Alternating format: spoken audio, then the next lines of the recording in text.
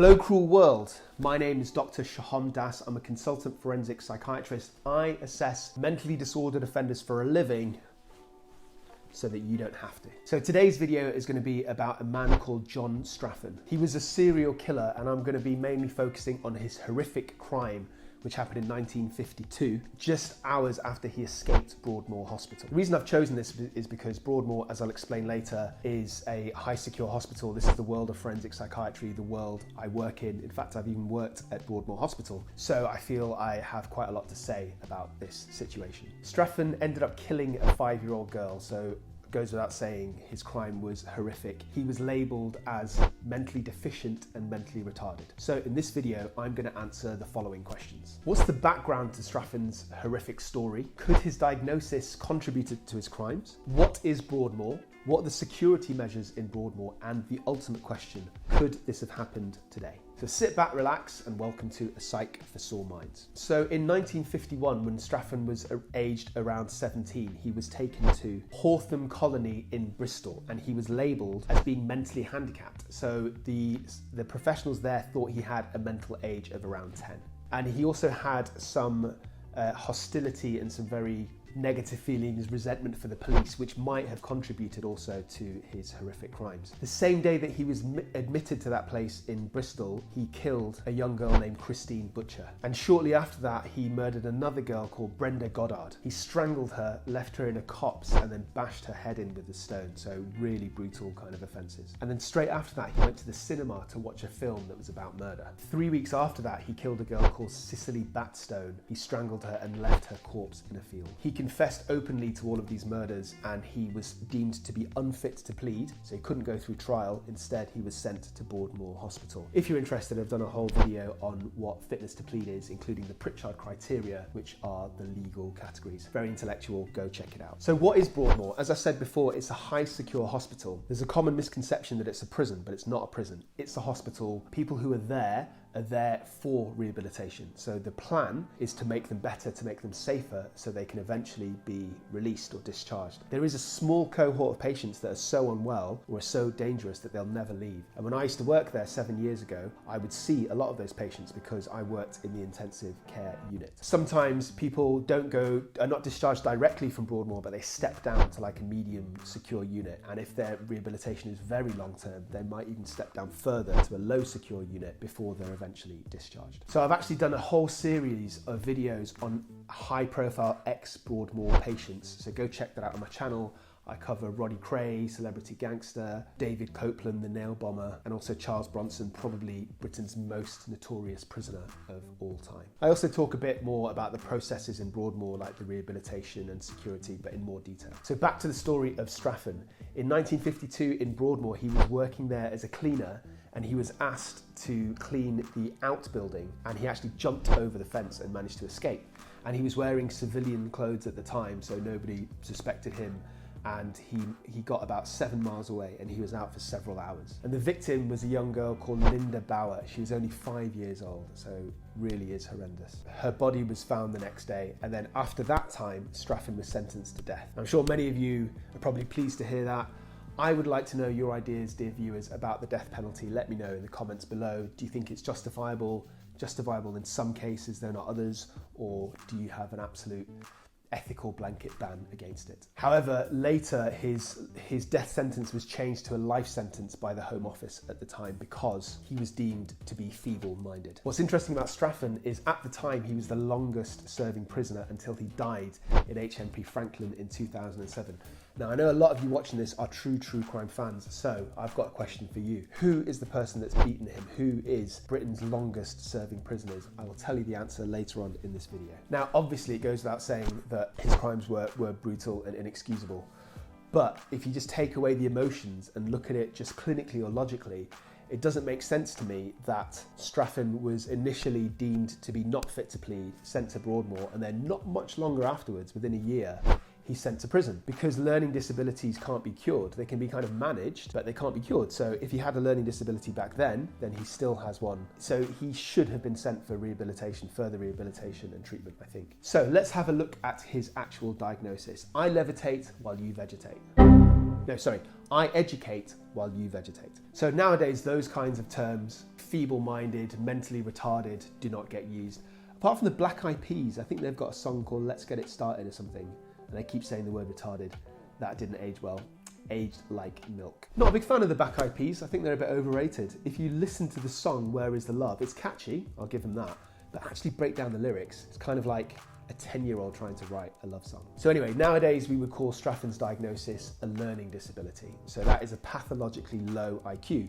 People who suffer from this, they have issues understanding information or new concepts, they can't read or write particularly well, and they struggle generally academically. Depending on the level of IQ and the severity of the learning disability, some can go on to live quite productive lives, some people can hold down a job, whereas some people can't. So let's look at how his diagnosis contributed to his crime. Just to be very clear, I'm not trying to excuse his actions in any way. I'm just trying to, together with you, get some kind of understanding. So I think that Straffen must have taken a pleasure in these killings because he did it so regularly in such a short period of time. As I mentioned before, he had a specific beef with the police, so he wanted to make their life difficult. But I also think that his learning disability probably contributed because I don't think he fully understood the consequences of his actions. And I think the fact that he even openly confessed to them without even trying to hide it is again an indication of his low IQ. So I think he probably on some level did know what he was doing was wrong. So the way I like to conceptualize it is this. Imagine shoplifting, imagine a 10-year-old nicking a chocolate bar versus somebody, say, in their 30s. So a 10-year-old will know it's wrong, but they probably don't understand the wider social consequences. So a 30-year-old will know that not only are you stealing something, but you're depriving, say, newsagents of income. They're going to notice that their stock's down. They're going to know that somebody's shoplifting from them. It's going to be anxiety-provoking for them. In a very small way, you're taking away from their profits and their ability to pay back their cost of living. So you can understand the deeper context of it all, whereas a 10-year-old can't. So before I move on to talking about security in Broadmoor and answering the question when it can happen today, I would like to formally introduce you to this channel. This is a Psych for Sore Minds. I am Dr. Sohom Das. I'm a consultant forensic psychiatrist. I assess mentally disordered offenders in courts and in prisons and in secure psychiatric units. This channel addresses a whole range of issues related to mental health and offending. I look at true crime, high-profile cases like this one. Sometimes I talk to ex-patients about their experiences, such as getting PTSD or being sectioned. I look at individual diagnoses. Some of my videos are not about offending, they're just about mental illness, but offending is my area of expertise. Quick bits of news. If you watch my channel, you will know that I'll be speaking at CrimeCon, which is a big true crime convention coming over from the States to London for the first time on the 25th and 26th of September. I'll be doing a talk about two people that I've assessed who've killed their own family members. One had a mental illness, one didn't. Also, I would love to show off about my book. It's going to be called In Two Minds. It's going to come out in spring next year. I'll tell you more details about that in the future at some point. Keep watching. I just want to ask you, I want to beg you to subscribe to this channel if you haven't. Not only does it help me out immeasurably, but it actually raises your vitamin C levels, and I guarantee you cannot catch scurvy if you're subscribed, or your money back. Okay, back to the video. So let's talk about security procedures in Broadmoor. So I can't talk about what it was like in 1952. I'm not that old, but when I worked there about 7 years ago, there was lots of security. So there's these huge fences around the entire hospital. Lots of locked doors. Every single corridor, every single gate, even with wards, there's a series of locked doors, and staff carry keys, and the keys are literally, they have to be connected onto a belt. You're not allowed in with loose keys, obviously, in case you lose them. There's also airport-style security to get in and out, not out, to get into Broadmoor, even for people that work there regularly, even for the senior consultant psychiatrists that work there. There's also CCTV, so there's people that are employed to just watch CCTV around the hospital in case something kicks off. There are other security measures, but they're more about the process of rehabilitation, so I won't go into them now, but they are detailed in my series on Broadmoor. Go check them out. So I think it's very unlikely, given the measures that we have nowadays, that somebody would be able to escape like that. And as I said, there is CCTV. What is possible, or more likely, is somebody to escape on leave. So not a lot of patients in Broadmoor have leave because by definition it's high secure, so by definition to be there, they are very high risk. So if patients are getting better, if they get better very quickly, then they might not have time to step down to a medium secure unit. In those exceptional circumstances, some patients do have leave out of Broadmoor.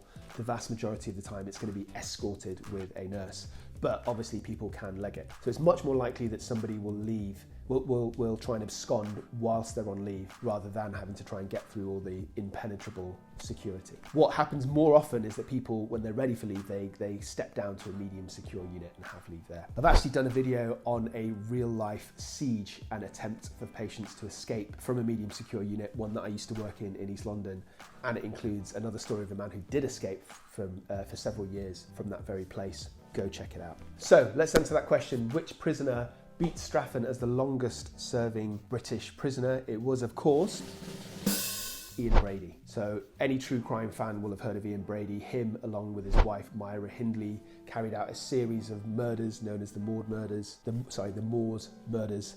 At least 5 that we know about, and they're all children, so really horrific. It took place between 1963 and 1965. So if you knew that, if you knew the answer, first of all, let me know in the comments, and secondly, buy yourself a cookie. You can bill me later. So to conclude, obviously this is a very disturbing case and the crimes are incomprehensible, and my sympathies go out to the families of the victims. It was a long time ago, but I'm sure there are some living relatives. I think Straffen was clearly evil, there's no question about that, but at the same time I also wonder whether his learning disability might have contributed due to his inability to understand and care and fully have deep empathy. So the last thing I want to do is give you a bit of advice. If you're ever in Crawthorne in Berkshire and somebody's hitchhiking, that's quite near Broadmoor Hospital, I wouldn't pick them up, because you never know what they're capable of doing. That's it. Goodbye from me. Stay euthymic, and please do not forget, whatever happens, I love you.